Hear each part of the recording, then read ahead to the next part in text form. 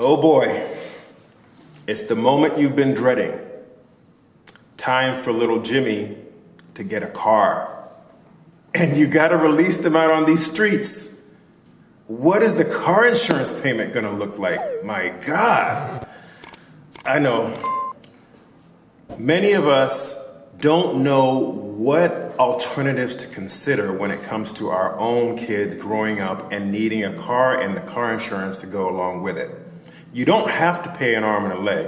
And I'm not a car insurance salesman, but doggone it, you want to be strategic about how you get the car and strategic about how you get the car insurance so they don't mess up your finances as a parent. At the Financial Literacy for the Incomplete Parent Workshop, we work with you to make sure that you're considering all the things that you need to when it's time for that car and car insurance decision.